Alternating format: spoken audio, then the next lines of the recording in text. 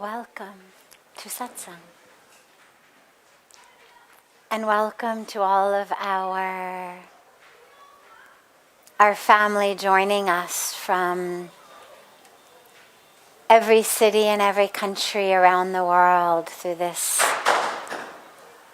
beautiful technology of Facebook and YouTube, and that allows us to be together in Satsang. Some of us here, many of us in our own rooms or offices or homes, wherever our global family is joining in from. A beautiful welcome to all of you. We usually start with a question that's come in advance from our global audience. Any questions that come in from them, and then we take any questions that anyone here may have. So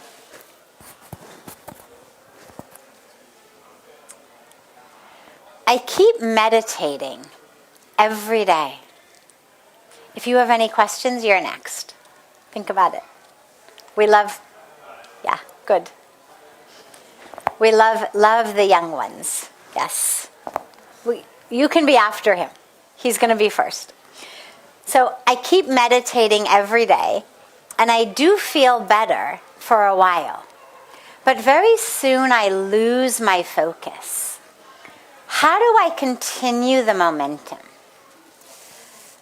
So this happens to everyone.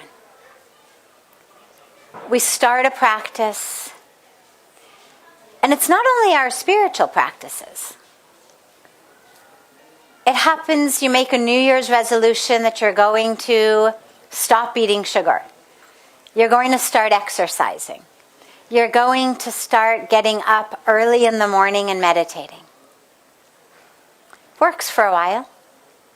Then come February, in some cases come January 5th, it's gone.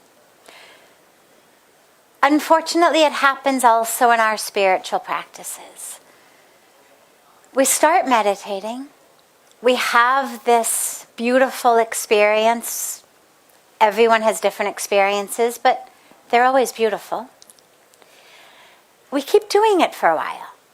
And then suddenly we find, after some time, that momentum, that interest, that discipline, it dissipates. Don't worry. Don't worry about why it happens. The why it happens is just the nature of the human mind, the nature of the human ego, the nature of Maya, the nature of illusions.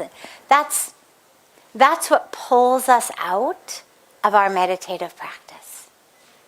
And of course, the ego gets very good. It says things like, "Hare, this is a total waste of time. Your mornings are so busy anyway. Aadha ghante to bahut hai, kuch aur kaam karo. You get a little bit of extra sleep. Der tak jag rahe the. Aadha ghante aur so le to it will be beautiful. Nothing happens in meditation anyway. Yeah, ek din chhod diya, what's the problem?" Problem is, two things happen when we allow ourselves to give into that. Number one, we lose the benefit of meditation. That's obvious. But something else happens that's actually even more problematic than just losing the meditation. The way we think about ourselves changes. And so suddenly we start to say, yeah, I never do what I say. Can't keep doing it. I make these commitments, but I don't follow them. And this is why, if you're not going to keep doing it, it's actually better not even to promise you will. You want to sleep till 10 o'clock every morning? Fine. Announce it. I'm going to sleep till 10 o'clock every morning. Okay. No one's going to throw you in jail. But if you say, even just to yourself, I'm going to start waking up early. And then every morning you hit the snooze button. And you don't get up. Or you just don't even bother with the snooze and you turn the alarm off. You miss your morning. You miss the meditation. And the mind suddenly starts to think, हाँ मैं ऐसे हूँ. काफी सारी चीज मैं commit कर लेती हूँ लेकिन होती नहीं है मेरे से. And then you create this self-fulfilling prophecy where whatever you commit to, you don't let it happen because you've already taught yourself, हाँ मैं ऐसे हूँ. I don't follow up. I don't have discipline. So, if you're going to start a meditation practice, and obviously we very strongly suggest that you do, figure out a way to stay disciplined. Don't allow the craziness of the mind and the ego to get you off track. And the ego will try. Because the ego does not want you to wake up. The ego knows the minute you really experience the divinity of who you are, तो ego कहाँ रह जाएगा फिर? तो फिर कुछ भी नहीं है. कोई सुनेगा नहीं उसको. जब तक we don't know who we are, जब तक we don't have that experience, the ego's running the show. But the minute we actually have that experience,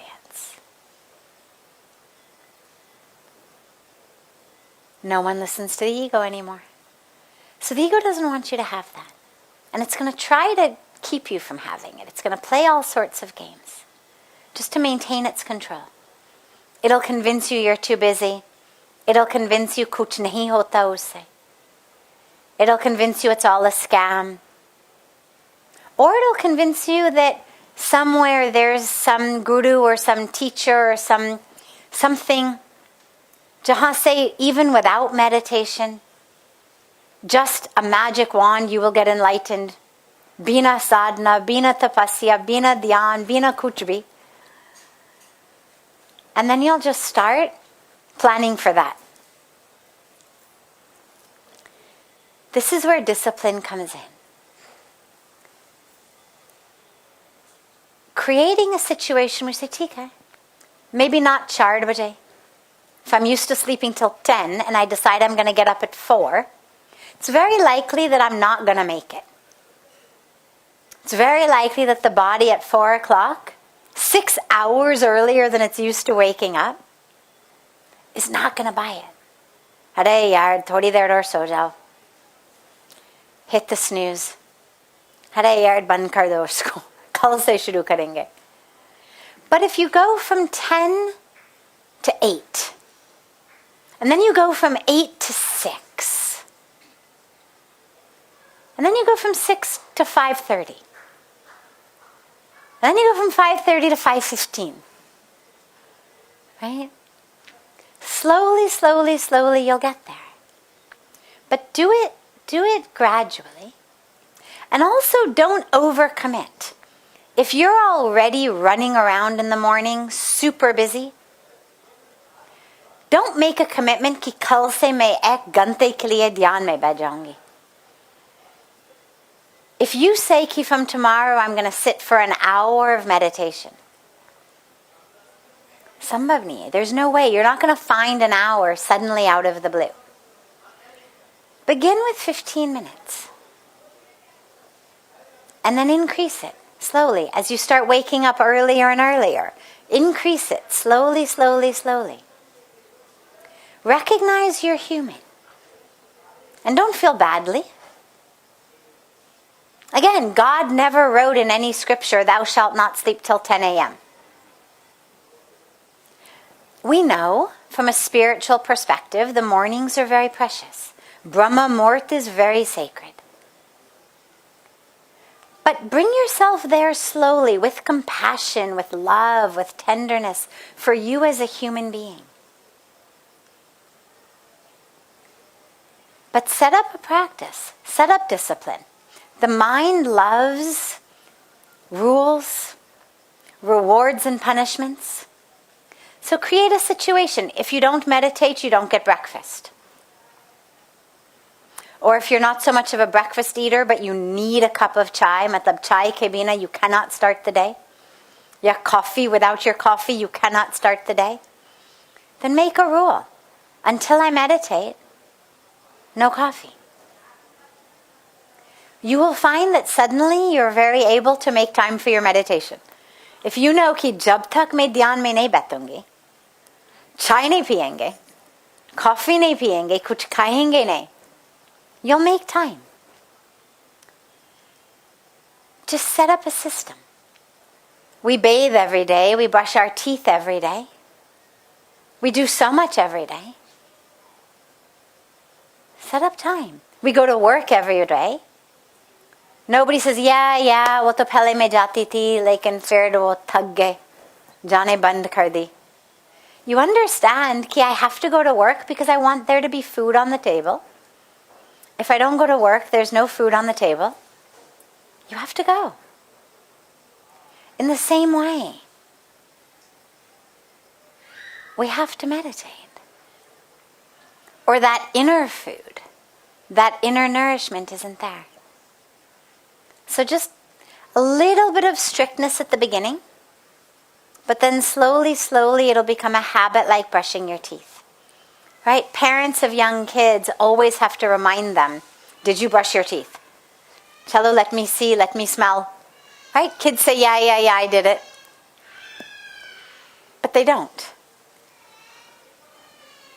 But soon, you no longer have to remind them. Because soon the habit has become so much that if you don't brush your teeth, apne aap you feel so weird, so gross. You would never walk out of the house without brushing your teeth. In the same way, let it just become more and more and more of a habit. And then you'll go deeper and deeper and deeper. And then you'll want to keep doing it. Then that'll become more important than anything else.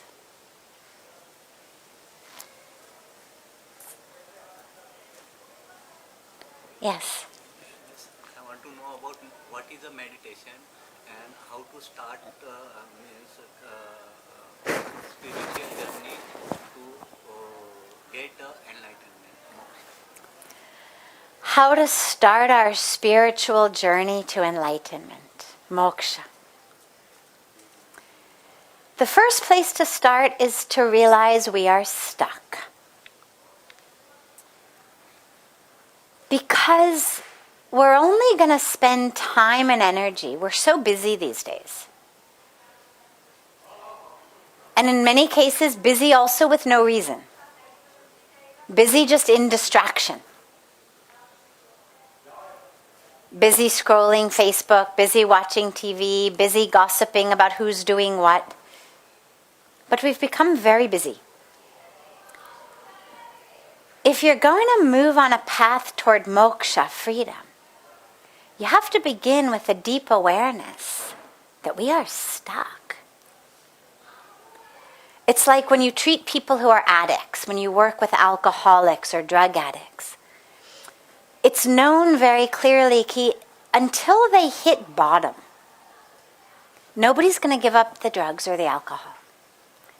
As long as they think it's working for them, maza aa rahe, they're not going to give it up. They're only going to give it up when they hit bottom, when they realize, I am stuck. My life is ruined, or I'm on the verge of ruining my life. And only then are they prepared to give it up. In the same way, we're only going to really start to work for moksha when we realize how stuck we are. When we realize what slaves we are. To our mind, to our ego, to our desires, to our history. How much of the way we move through the world is just based on these games of the mind. I mean, it's amazing if you just take some time and watch your mind. You say, how do you begin meditation? Well, a beautiful way to begin meditation is actually just to watch the mind before trying to do anything with it. Watch it. It's like you see guys go into a boxing ring, right? And before they actually start a fight, they spend a few moments sort of sizing up the opponent. How big is he? How strong is he? Taller than I am, shorter than I am, right? Arms are stronger, or legs are stronger. Because then they understand how I'm going to fight this battle. Now, I don't like to think of our spiritual path as a battle, but it's important to at least understand what is going on in the mind. So spend a few minutes just watching the mind. And you will be amazed. You will be mortified, probably. It means very embarrassed. When you actually realize, because we like to think कि हमें बहुत समझदार हों. We like to think I am really a very peaceful person. I'm a very logical person. I'm a very sattvic person, spiritual person. If you actually just watch the mind, where it goes, you will think, my God, this useless being, where it jumps to, from here to there, what it says, what it notices, where it runs off, like a bunny rabbit. Literally, I mean, just like running here and then running there with no rhyme or reason. The bunny at least is probably chasing food. Just so watch the mind. It's so humbling. And it makes us realize I'm so stuck. And then, Pujya Swamiji emphasizes at the end of the day, introspection. And it's really important because, again, we've got this ego that makes us think, yeah, I'm running this show very well. I don't need to meditate, I don't need this, I don't need that, I'm running the show. You are next. Running the show. When you really sit for introspection, look at the day. How many times did I act unconsciously? How many times did I say something or do something that wasn't really me? How many times did I get swept up in greed, in anger, in lust, in ignorance, in jealousy, or even just on autopilot? I just was doing same old, and my mind was off here and there. Really notice it, because it's going to make you realize how much of your day is being wasted because you don't have a handle on your mind. And that, for me, has always been the beginning of the path to moksha, because it takes work, it takes time, it takes dedication, and we're only really prepared to work for something that we're convinced we need. And as long as we think, badhiya chal rahe hain,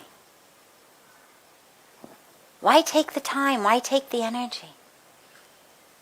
Why come to a holy place instead of a beach resort? Why live a sattvic life instead of just eat, drink, and be merry?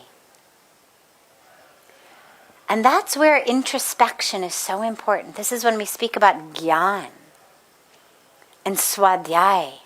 Swadhyay is not just studying the scriptures, it's studying yourself.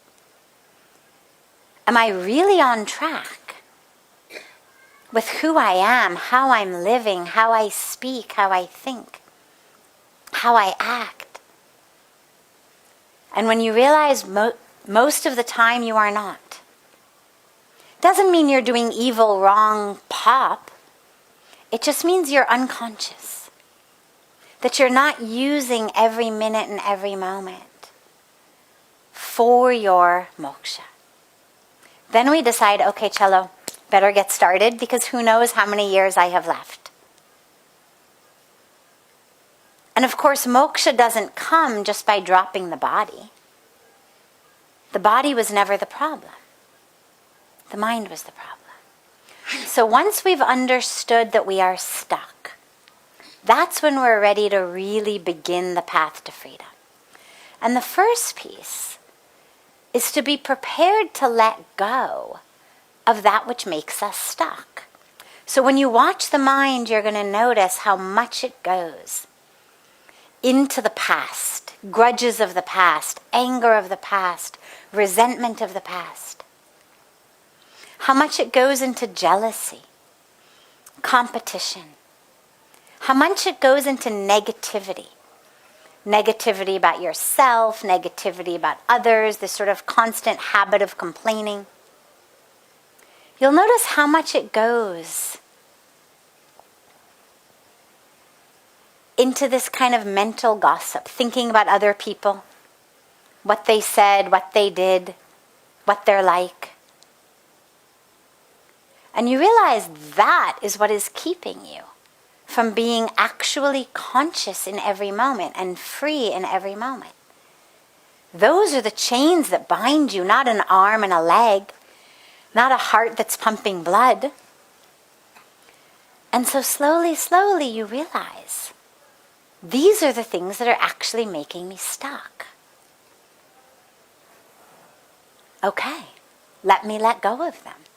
This anger is making me stuck. This grudge is making me stuck. This fear about the future is making me stuck. I can't even enjoy the present. I'm so worried about the future. This seeing everyone with this kind of negative eyes is ruining my moment. And so we automatically let go of these things, not because our Sastras told us to, but because we actually become aware that they are making us stuck. And as we start to want to get free of them, that's when we really start to meditate. Again, not because I have told you you should meditate, or a book you read said you should meditate, or a saint, a guru, a YouTube video, or whatever it may be, has told you to meditate. But because you realize that's the only way to actually get free of these things. And so we slowly, slowly, slowly start, and it's an every minute, every moment opportunity. You're moving through the world. Something happens.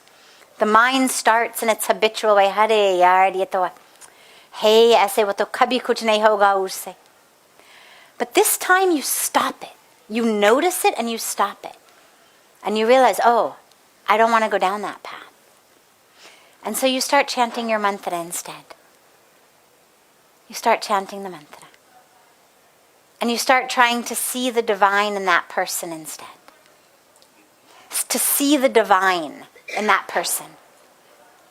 Instead of seeing them as a problem, can you see them as divine? And then another 10 minutes goes by. Something else happens and you become frustrated. You become upset.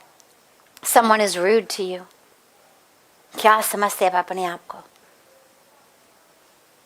And then you stop. And you realize, oh, I've lost it again.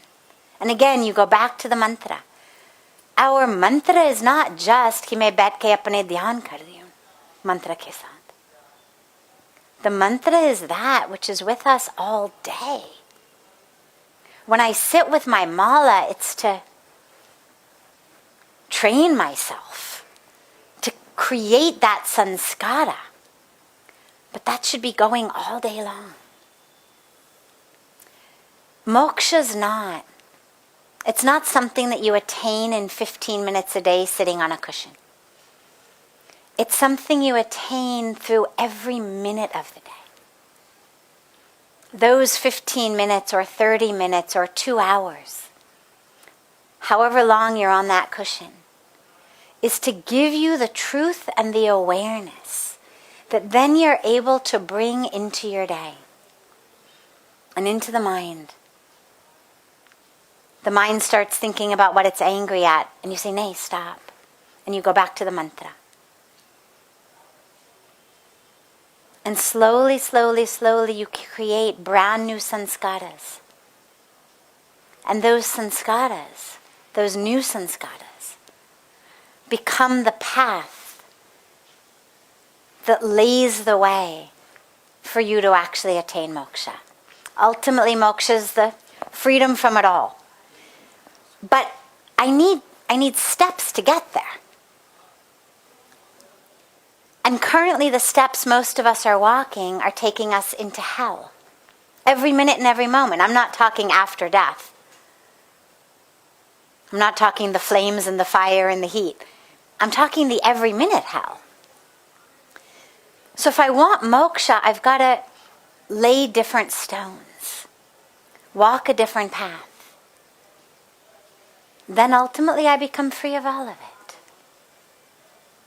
But first I have to start walking there. And let myself become free of that which is holding me back.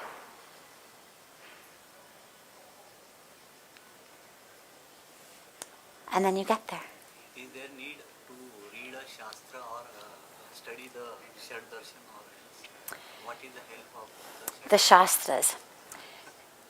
Is it necessary to read Shastras? No. But is it incredibly, amazingly helpful? Yes. And the reason is, if I'm not reading the Shastras, the sum total of what I have to listen to and learn from is my own mind or my Facebook feed. Not very good sources of enlightenment. And so I read the Shastras because they actually, it's like a way of tuning the mind. Right? The North Pole and the South Pole, but for those of us in the Northern Hemisphere, the North Pole, is this incredible power of a magnet. You open up a compass anywhere, and the compass is going to point to the North Pole. Now, is north that same direction even if the North Pole weren't a magnet? Of course. But your compass would no longer point there. You would no longer know how to get there. It still would exist. The North Pole would still be there as a geographical place on a map. It would be the northernmost point of our Earth. But you would have no way of finding it if it didn't have that magnetic pull, because the compass would no longer point there. None of the navigation would work. And in the same way, yes, moksha exists without Shastras. But the Shastras are that magnetic pull that aligns us to them. We are like iron filings that are just kind of scattered here and there. And the Shastras are like this powerful magnet that aligns us with them. And actually changes the nature. As we read them, it changes our nature. Like a magnet under a table is going to change the nature of the iron on the table. It's all going to come into alignment. It's going to pull in a certain direction. You're not going to be able to pull it off. That's what the scriptures do for us. So yes, very, very, very helpful. And now you. Coming back, but just I've promised him that he would be next. Yes. You want to come up here so we can all hear you? You want to come here? Either or. Either or. Either or. Yes. Is it necessary to meditate? Because I love reading books in And Swami Come here, Vivekananda come here. also Come a said little that- closer. Then you know what? My microphone will pick you up and everybody can hear you. Can you come a little closer? There you go. Okay. I want to ask that it is necessary to meditate. Because I love reading books, and in Gita is also written, do karma. You don't need to do always that, meditate and work. Very beautiful. What is your name? Raghav, Raghav. You have made such a beautiful point, and you have understood something so beautifully. How old are you? 11. Beautiful. Yes, I figured he wasn't two. But it was cute. It was sort of a trick answer. Could have gone either way. So in case anyone didn't hear, we tried to get him into the microphone. He asked, do I really have to meditate? Because I like reading books. And in the Bhagavad Gita, Krishna said, just do karma. Just engage in action. You don't have to worry about the rest. So in the Gita, Bhagwan Krishna gave us 3 very clear different paths, right? Sankhya Yoga, Bhakti Yoga, and that Karm Yoga. Gyan Yoga. Yeah? I read only 7-8 chapters. That's okay. That's okay. I am so proud of you. First, let's give him a very big round of applause. I don't know how many 11-year-olds have read 7 or 8 chapters of the Gita and have the courage to ask a question. It's beautiful. Beautiful. Now, in the Gita, Lord Krishna gives us 3 different very clear paths. And there are many. But we've only got 700 verses, and he has so much else to tell us that he gives us these 3 paths. Number 1, Gyan Yoga, path of wisdom.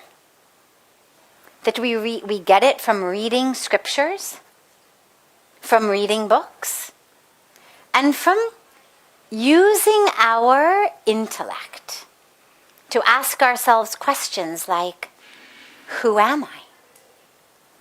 What is the nature of my life? How can I do better karma? So that's Gyan Yoga. Then we have Bhakti Yoga, path of love. Just love. Just love God. And then we have Karm Yoga. Just do action. But action that is yoga. He doesn't say do any action. He doesn't say take a baseball and a bat and hit the ball through your neighbor's window. Right? I didn't miss that part, did I? So he doesn't say that. He says engage in karma, in action, which is yoga. Now, do you know what the word yoga means? It means union. That's actually what the Sanskrit word yoga means, union. So Karm Yoga is action that is done with an awareness of union.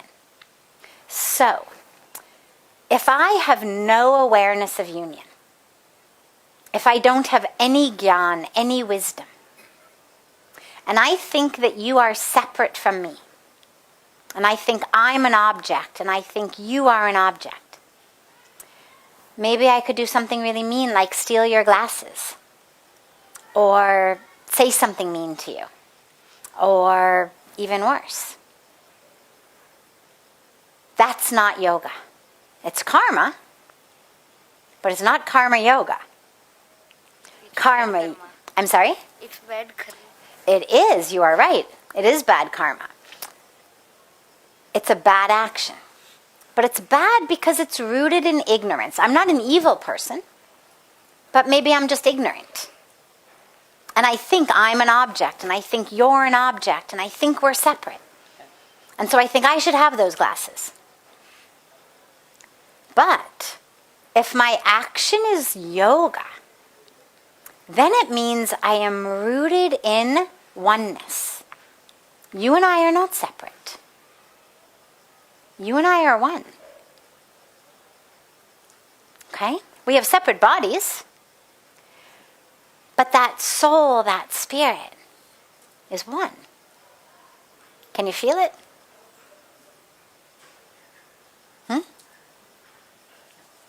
Can you feel it? What do you think? Half. That's great. At 11 to feel it half, that's huge. That's huge. That's wonderful. Yes. So we are one.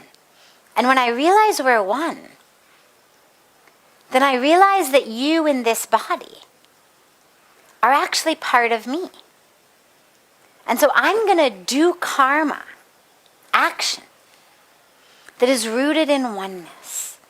I'm going to love you, and I'm going to serve you, and I'm going to care for you, and I'm going to help you. Because I realize you are me. And I realize we both are one with God. So, you are right. In each path that he gives us, he tells us that each of those paths is enough. Each of those paths is enough to get into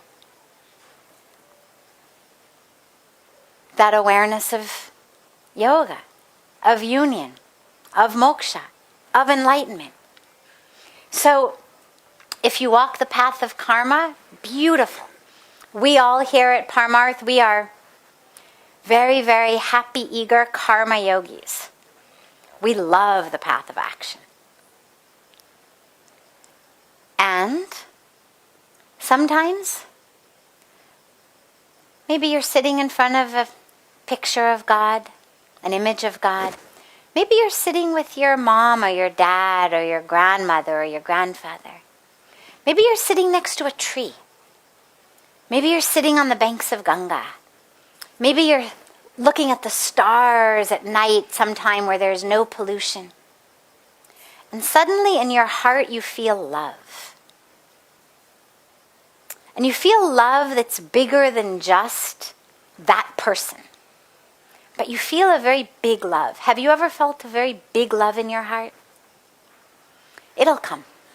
It'll come. I promise you. It'll come. And you'll feel that very big love in your heart. And that's like a doorway into Bhakti Yoga. Because in that moment you realize, my mom, my dad, my grandmother, my grandfather, this tree, this sacred river, these stars, this is God. And it's so beautiful, and I love it so much. And you feel that very big, beautiful love in your heart. And then you have a beautiful opportunity to experience bhakti also. And then sometimes, even if it's not meditation, don't worry. But just sometimes when you're sitting, don't pull out your phone. Don't watch TV. Just, you can sit on a chair, sit on the couch, sit on the floor, sit wherever you'd like, sit on your bed. And just allow yourself to think, who am I? Who am I? And obviously first you're going to say, I'm Raghav.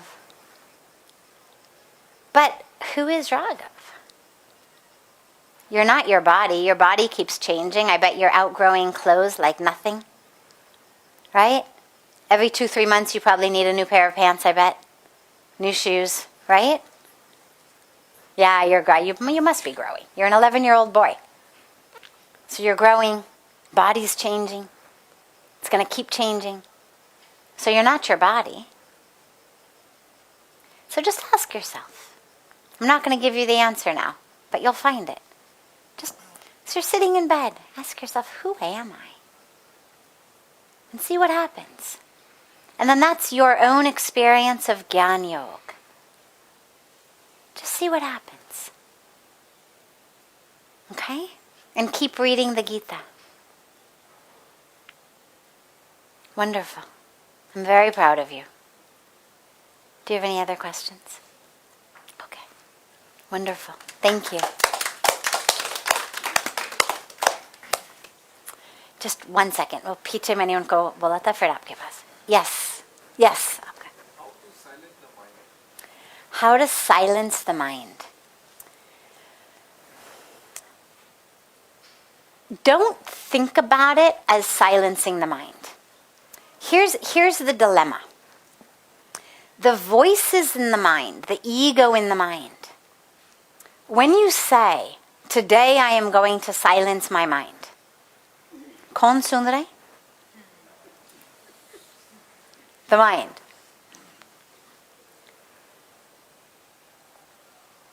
And so it starts playing even more games with you. Doesn't want to be silenced. Who wants to be silenced? If you've got children, you say to your children, Chalo, ab chupuro. What do? They start whispering to themselves. Just because nobody likes to be told to be quiet. Maybe they whisper to each other. Maybe when you turn your back, they say something. Not because it's some emergency, but just because no one likes to be told chupro. Nor does the mind. So instead of thinking about silencing the mind, develop practices that enable you to create spaciousness in the mind. We begin with the mind all over the place, right? In a million places. It's really only one place at a time, but it moves so fast it seems like it's a million places. The first thing we do is we bring all of that to one place.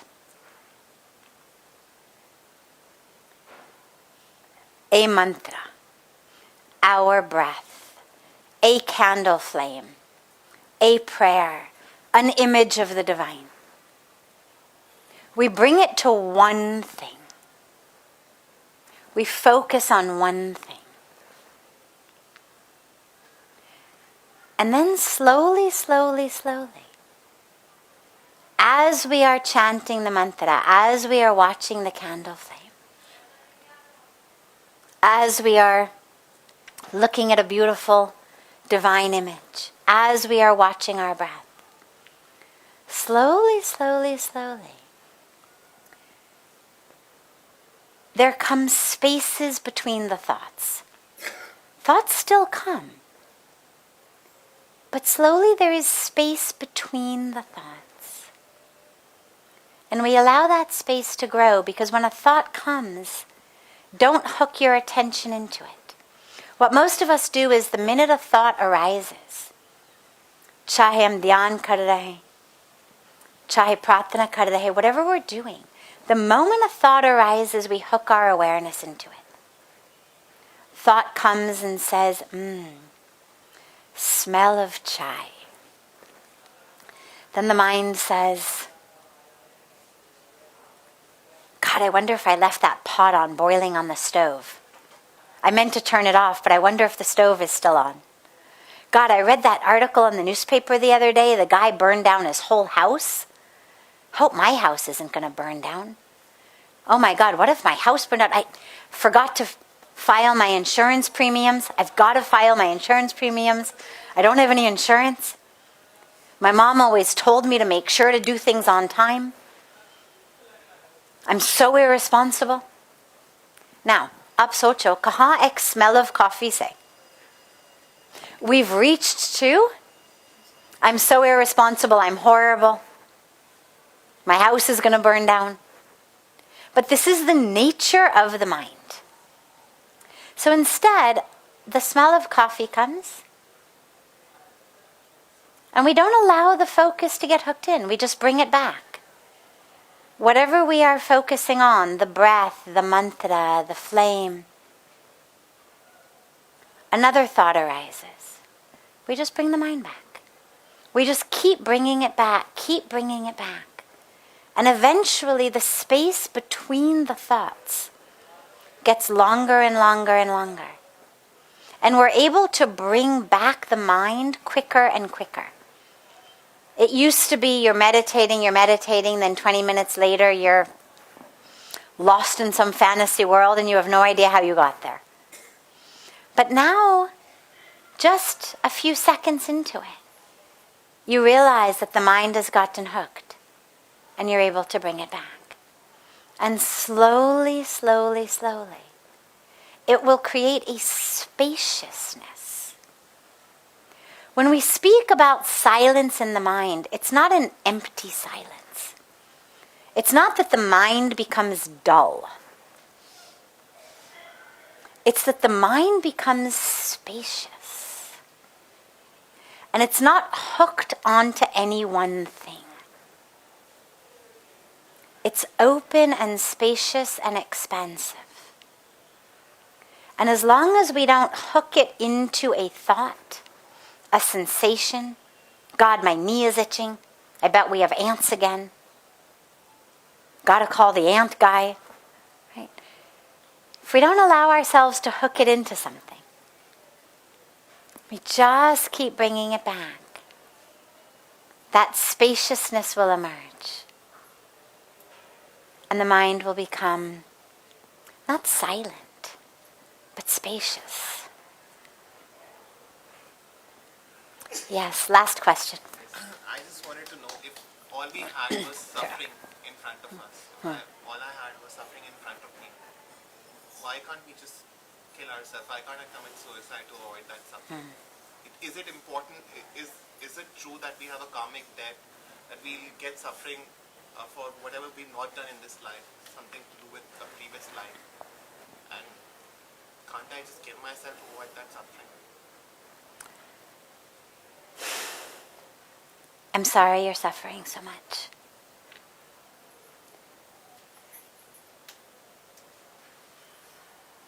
Killing yourself won't work. If you kill yourself, you're going to have to come back and do it all over again. And it just gets harder. Because then, of course, you've got the karmic debts of having committed suicide as well. So you have everything that you're supposed to learn in this life, all of the experiences you're supposed to have in this life, plus the added karmic debt of having killed yourself. So unfortunately, it's not a way out. And remember, as I was saying earlier, the body's not the problem. The mind is the problem. And what we know is that with the soul, the subtle body travels from lifetime to lifetime. Man, buddhi, ahankar travels with us. So suffering which exists in the mind and in the ego, it's going to travel with you. And this is why on a spiritual path, we're so focused on becoming free of suffering. Because otherwise we have to keep going through it. And the only way to free yourself from suffering is to free yourself from the attachment to that which suffers. Attachment to mind, that's what you said? Attachment to this body. So, and this story and this identity. What causes suffering? 99% of suffering is caused by loss. We lose a loved one. We lose a job. We lose our money.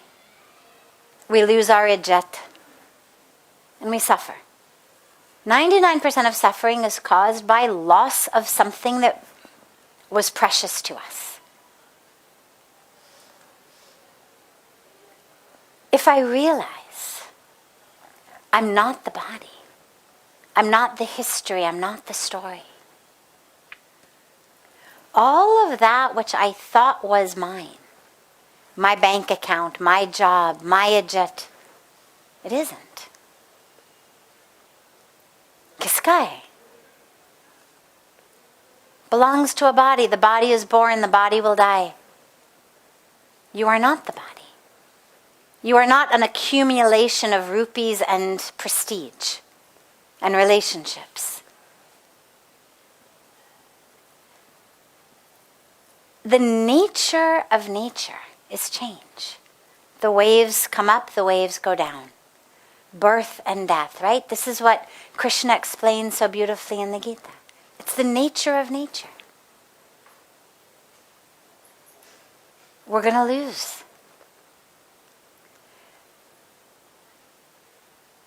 the goal is to realize I am not that.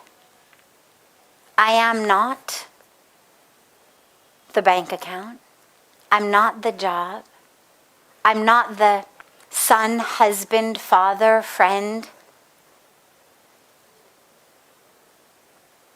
These are all roles I play. And they're beautiful. I'm not minimizing them. But when we speak about gyan, this is gyan. Otherwise, the only way to be free of suffering is to have every single thing always go your way. There's no mantra, there's no puja that I've ever heard of that says, do this puja and everything will always go your way. Chant this mantra, nobody you love will ever die, you'll never get divorced, you'll never get fired, the stock market will never crash, you'll never get sick, nobody you love will ever get sick. There's no mantra for that. Suffering is the nature of life because we identify with that which is not eternal. We identify with that which is constantly changing, so every time we lose, we suffer. And the only way out is to change the awareness, change the identification. And to realize that who you are is the soul. But lastly, along with that,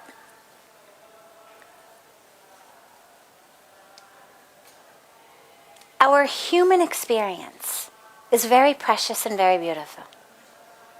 And there's nothing wrong with suffering. Learn to actually, I don't want to say appreciate. Embrace. Yeah, learn to embrace the suffering because, not as a lesson. Don't try to convince yourself, oh, this is a lesson, I'm going to embrace it. Embrace it because it is the connection to your humanity. You cry because you loved. If we never love, we're not going to cry. Whether we loved people, we loved our job, we loved our bank account. Obviously, it's better to love people than your money. It's deeper and richer. But we only cry when we lose because we loved. It's a beautiful part of our humanity. I always say, if God had intended us not to cry, we wouldn't have tear ducts. Our hearts wouldn't break in love. When you suffer, it means you've loved. You've loved a being, you've loved a dream, an idea, a hope.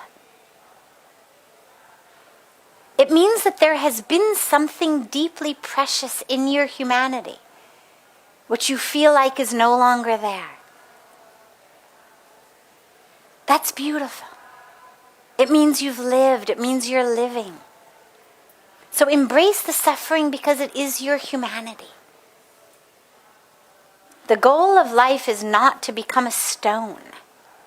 If God wanted more stones, He would have made more stones. But He made humans with hearts and tear ducts. So embrace that. Embrace it as an opportunity to feel the full range of human emotions. And if you leave something here, do you have to face it again? Like if you leave something, is there something called karmic debt? If you left something here, you'll have to face it again? So lastly, we'll take this last. He asked, if you leave something, do you have to face it again in a karmic debt? It depends. There are some things that you leave because you're meant to leave them. If you are smoking cigarettes, taking drugs, drinking alcohol, eating meat, stealing, if you're doing things that as you embrace a spiritual path, you leave. No, you don't have to face them again. If you are engaged in relationship that is not sattvic, that is not getting you closer to the divine, we have to leave it. Everybody who's started walking a spiritual path can share with you stories of relationships they've had to let go of, because those relationships kept them stuck. No, you don't have to face it again.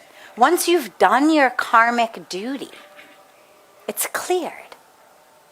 The only things you have to face again are things that you leave because you didn't want to face them. It's a challenge.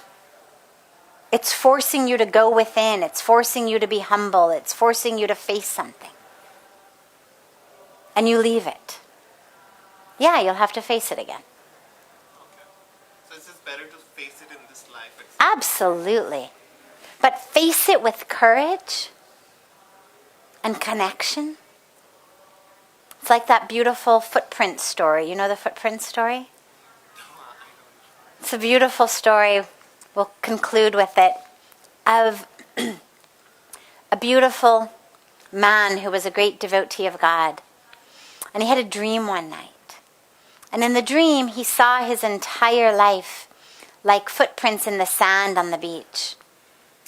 And most of the way of his life, there were two sets of footprints. And he understood that the two sets must have been his and God's, because God was always with him. But then he noticed that a lot of times there was only one set of footprints. And he woke up and he said to God, "How could you? I had such faith in you. And I've just realized that in those most difficult moments of my life, moments when I was really suffering, you left me. There was only one set of footprints in the sand. How could you leave me?" And God said, "My child, that was when I carried you."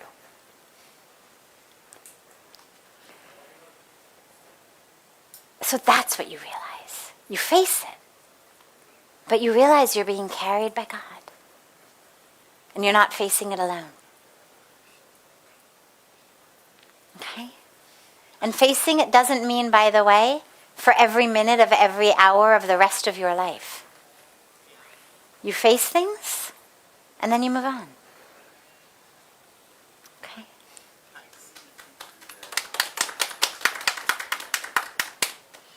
Have a beautiful rest of your evening, and we'll start tomorrow with your question. Kal aapke saath shuru kare. Kal aapka sabse pehle hoga. Have a beautiful, beautiful rest of your evening. And a beautiful morning and day for our family joining us on Facebook and YouTube and different channels all over the world. We feel you here with us and are waiting for you to also be here, sitting with us on the banks of Mother Ganga. And to all of you here, have a beautiful, beautiful rest of your evening.